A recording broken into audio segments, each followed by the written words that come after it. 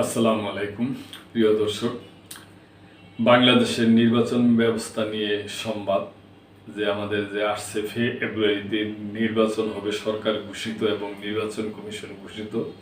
ওই ব্যাপারে সেনাবাহিনীর সেনা সদর থেকে বলছে যে তারা সরকারের থেকে নির্দেশ পাইছে, কিন্তু ইসির থেকে এখন পর্যন্ত নির্দেশ পায় নাই, কিন্তু তারা সম্পূর্ণভাবে প্রস্তুত যে কোনো ব্যবস্থা যে কোনো কর্মকাণ্ডের জন্য। তো প্রিয় দর্শক, আমরা এটাই চাই যে আমাদের প্রিয় সেনাবাহিনী ওনারা সব দিকে আইন শৃঙ্খলা বাহিনী থেকে শুরু করে সমস্ত কার্যকর্মে ওনারা সংযুক্ত থাকবে, এটাই আমাদের আশা। এই ব্যাপার নিয়ে নির্বাচন নিয়ে সেনাবাহিনী প্রস্তুত, ইসির নির্দেশনার অপেক্ষা।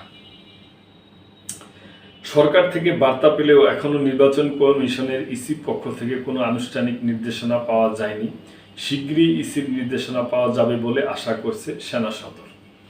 সোমবার দুপুরে ঢাকা সেনানিবাসের অফিসার্স মেসে আয়োজিত ব্রিফিংয়ে তিনি এসব কথা বলেন।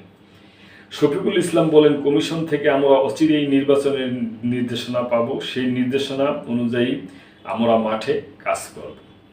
ইতিমধ্যে আমাদের নির্দেশের প্রস্তুতি রয়েছে। আইন শৃঙ্খলা পরিস্থিতি নিয়ে এক প্রশ্নের জবাবে তিনি বলেন, এটা কেবল সেনাবাহিনীর কাজ নয়, সবাইকে এক হয়ে কাজ করতে হবে।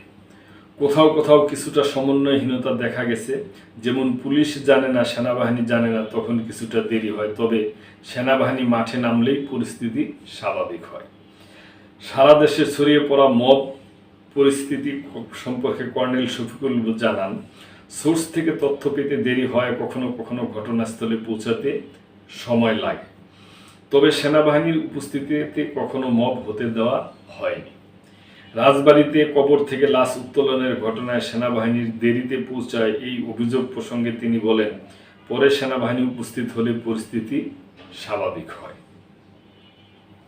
তো প্রিয় দর্শক, আমরা আশা করব যে বাংলাদেশ সরকার এবং সরকারের যে স্টেক হোল্ডারগুলো আছে, সেনাবাহিনী, তারপরে নৌবাহিনী, বিমান বাহিনী, পুলিশ, র্যাব, আরও যারা আছে, সবাই মিললে একটা সুন্দর শান্তিপূর্ণ একটা নির্বাচন হবে এবং দেশের মোটামুটি যে অশান্ত একটা পরিবেশ, এটা খুব অচিরেই শান্তিতে ফিরে আসবে। এইটাই আমাদের আশা প্রিয় দর্শক, এইটাই আমরা চাই।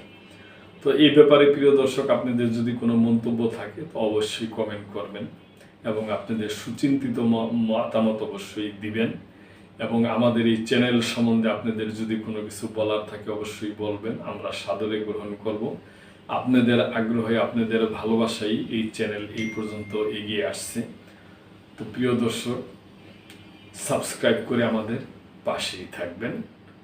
আল্লাহ হাফেজ।